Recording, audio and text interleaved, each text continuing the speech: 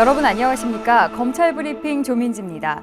검찰의 주요 정책과 사건에 대한 브리핑 소식 전해드립니다. 검찰 브리핑 시작합니다.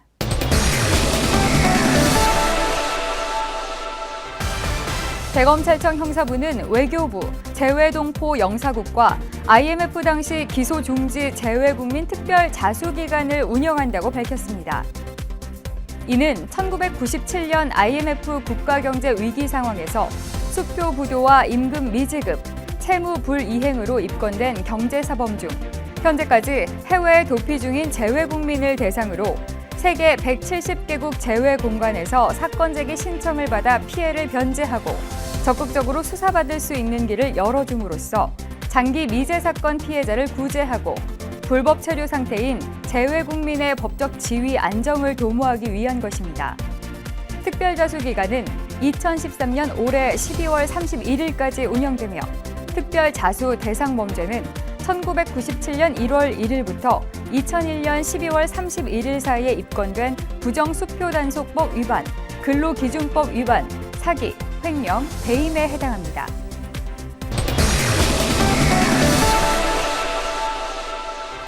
조선일보는 지난 8월 19일 검찰, 국정원 댓글 관련 경찰 CCTV 녹취록 일부 왜곡이라는 제목으로 검찰이 서울지방경찰청 사이버범죄수사대 디지털 분석실 CCTV 동영상을 왜곡했으며 동영상에 있지도 않은 표현을 임의로 추가한 것이 취재 결과 사실로 확인됐다고 보도했고 검찰 수사 결과 발표와 실제 동영상의 차이점 등 경찰 측의 주장이 타당한 것처럼 보도하는 기사를 실었습니다.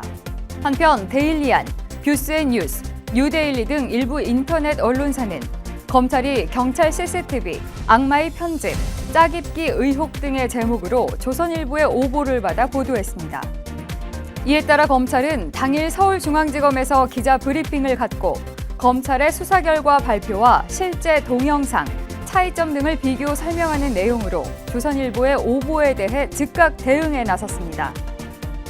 검찰의 사실 확인 결과 당시 서울청 디지털 증거분석 CCTV 동영상에 가릿, 저는 이번에 박근혜 찍습니다 라고 분석관이 대화하는 장면이 분명히 녹화되어 있어 동영상에 없는 장면을 검찰이 임의로 만들어 넣어 왜곡했다는 보도 내용은 사실이 아니었으며 또한 검찰, 국정원 댓글 관련 경찰 CCTV 녹취록 일부 왜곡, 경찰이 수사 결과를 은폐했다는 인상을 주도록 변형, 과장 편집 등에 제목화해 일부 왜곡 주장은 사실로 확인됐다.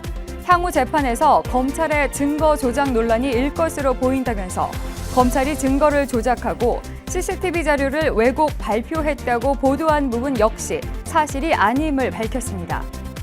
검찰이 이처럼 조선일보의 오보에 즉각적이고 적극적으로 대응한 결과 주요 일간지와 공중파, 인터넷 언론사는 더 이상 조선일보의 오보를 기사화하지 않았고 오히려 검찰의 반박 내용을 다루는 기사를 보도하기 시작했습니다. 우선 한겨레는 8월 20일자 뿔난 검찰, 조선일보 국정원 기사 왜곡됐다 기사를 통해 검찰의 반박 내용을 다뤘습니다. 또한 한국일보는 검찰이 조선일보의 오보 내용을 조목조목 반박했으며 언론에 나온 다른 주장에 대해서도 반박 자료를 만들어 배포하는 등의 내용을 보도하며 검찰이 적극적으로 오보에 반박하는 모습을 보였다고 보도했습니다. 특히 조선일보의 오보를 받아 기사화했던 데일리안은 검찰, 경찰 CCTV 조작이나 왜곡은 없다. 뷰스앤뉴스는 검찰, 조선일보의 검찰 왜곡 보도 조목조목 반박. 뉴데일리는 검찰 CCTV 동영상 조작, 말도 안 된다, 조목조목 반박이라는 제목과 함께 해당 내용을 보도했습니다. 한편 검찰은 8월 20일 조선일보의 8월 19일자 기사 중 사실과 다른 부분에 대해 정정 보도할 것을 청구했으며 이에 따라 조선일보는 8월 21일자 이면 하단에 바로 잡습니다란을 통해 19일자 오보와 관련된 내용을 정정 보도했습니다.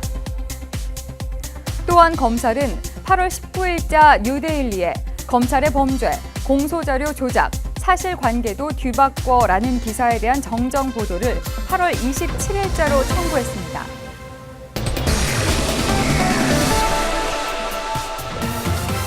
대구지검 형사 2부는 법인 계좌 229개를 개설한 뒤 통장 한 개당 2만 원을 받고 보이스피싱 범죄 조직의 통장들을 넘기고 모두 165명에게 제1금융권 대출 보증금 명목으로 8억 2,200만 원의 사기 피해를 입힌 통장 개설책 A씨를 사기 방조 등의 혐의로 구속 기소했다고 밝혔습니다. 피해자들에게 보이스피싱 피해 금액뿐 아니라 제2금융권의 비싼 이자와 대출금을 추가로 감당해야 하는 심각한 피해를 입힌 이번 사건은 개인 통장 양도 규제를 회피할 목적으로 법인 통장 개설 방법을 악용하는 신종 범죄이며 보이스피싱 전문 범죄 조직이 가담했을 것으로 보고 수사력을 집중하고 있다고 대구지검 형사 2부는 보도자료를 통해 밝혔습니다.